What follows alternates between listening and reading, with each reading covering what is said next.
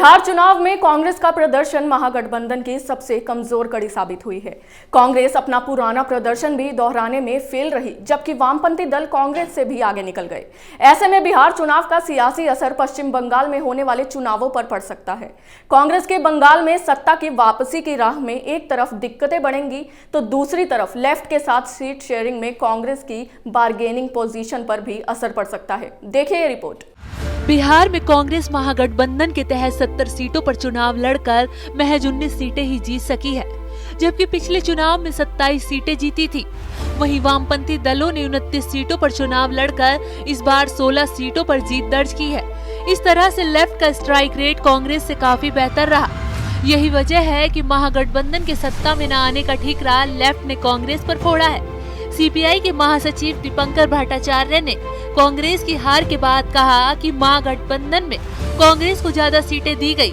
अगर हमारे पास ज्यादा प्रत्याशियों को टिकट दिए जाते तो परिणाम हमारे पक्ष में होता। महागठबंधन में कांग्रेस को जो 70 सीटें दी गई हैं, वे उसे संभाल नहीं सकी। वहीं पश्चिम बंगाल के कांग्रेस प्रभारी जितिन प्रसाद भी उनके बयान पर पलटवार करने से पीछे नहीं हटे। उन्होंने कहा कि दीपंकर भट्टाचार्य का ध्यान साल 2016 के बंगाल विधानसभा चुनाव के नतीजों की ओर ले जाना चाहता हूं, जिसमें कांग्रेस ने 44 सीटें जीतकर 50% जीत प्रतिशत हासिल किया था, जिसकी तुलना में वाम दलों ने 33 सीटें जीती थी और उनका जीत प्रतिशत 16.17% रहा था। सियासी दलों के बीच गठबंधन विचारधारा और साझा लक्ष्य के आधार पर बना था, इसलिए उसे नतीजों के आधार पर नहीं देखा जाना चाहिए। बता दें कि पश्चिम बंगाल में कांग्रेस और वाम दलों के बीच गठबंधन की घोषणा पहले ही की जा चुकी है। बिहार में पश्चिम बंगाल की सीमा से लगे सीमांचल क्षेत्र में कांग्रेस पार्टी का प्रदर्शन बेहद खराब रहा। इसका असर अगले साल बंगाल में होने वाले विधानसभा चुनाव में पड़ सकता है।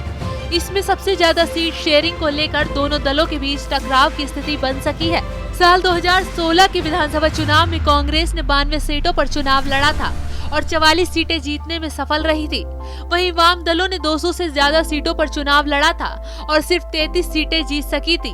वहीं बीजेपी भले ही पिछले विधानसभा चुनाव में महज 3 सीट ही जीत सकी हो, लेकिन 2019 के लोकसभा चुनाव में 128 विधानसभा सीटों पर उसे बढ़त मिली थी। इस तरह से बंगाल में बीजेपी और ममता बनर्जी के बीच सीधी फाइट मानी जा रही है, जिसे लेफ्ट और कांग्रेस त्रिकोणीय बनाना चाहते हैं।